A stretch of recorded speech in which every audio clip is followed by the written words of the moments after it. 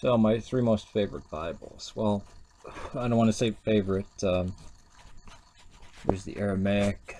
There's the other Catholic Bible. There's a bunch of them. But the three ones that I've used most in my life, the NASB, the KJV, and the New American Bible.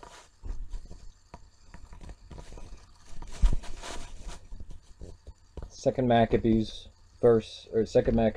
chapter 6, verse 2. Well, I gotta start at verse 1. Not long after this, the king sent an Athenian senator to force the Jews to abandon the customs of their ancestors, that's Antiochus Epiphanes, and live no longer by the laws of God, also to profane the temple in Jerusalem and dedicate it to Olympian Zeus, and to Mount Gerizim to Zeus, the hospitable, as the inhabitants of the place requested. And then it goes on to 3. This intensified the evil in an intolerably and utterly disgusting ways. The Gentiles filled the temples with debauchery and revelry. They amused themselves with prostitutes and had themselves intercourse with women even in the sacred court. And then this is also brought to the table forbidden things that were covered abominable offerings that prohibited by the temple. This is the time when it said that Antiochus Epiphanes had a pig slaughtered in the temple. The first and second Maccabees are very important for understanding what Christ did, especially on Palm Sunday.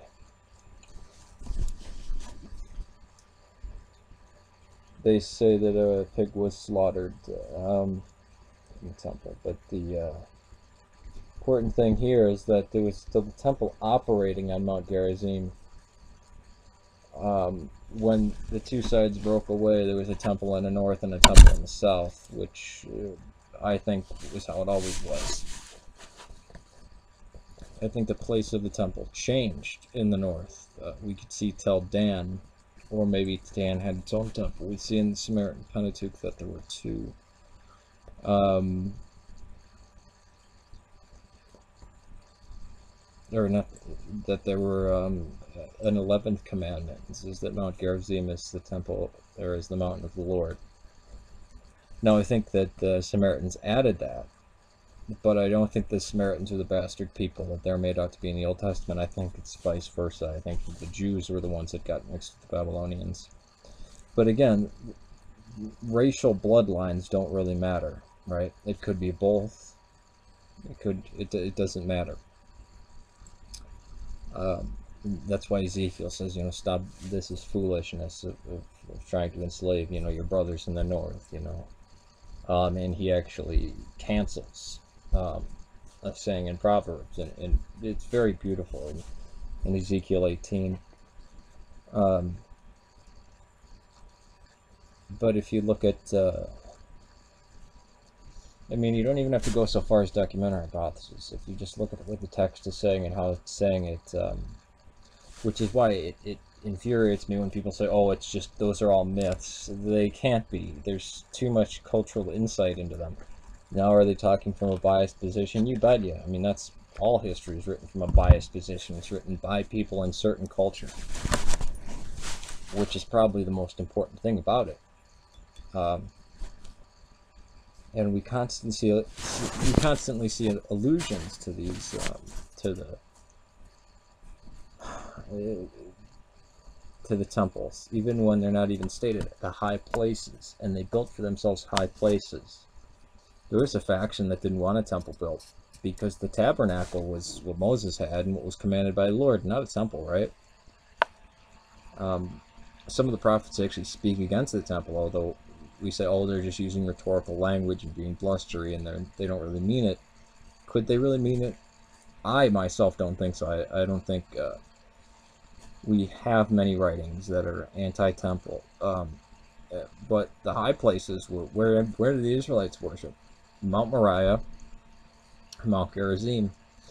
But yet in the Psalms, Mount Moriah is not mentioned ever. It's Mount Zion.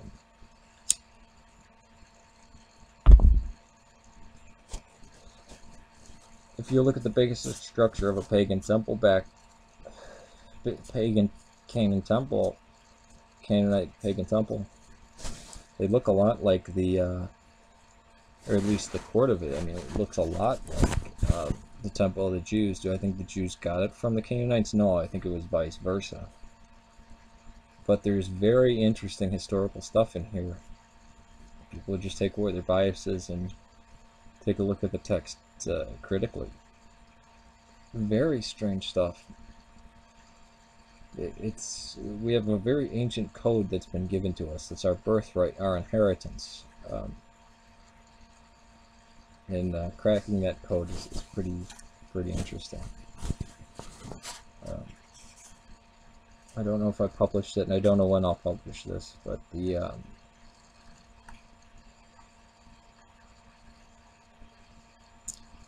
early Christians and the early idea of race, it talked about the Christian race. It wasn't, race was not a black, white, Asian, Hispanic. This wasn't race. Race was people with a cultural common bond, and not culturally exclusive. But if you're a Christian, that's a different race. It's pretty cool. Peace to you.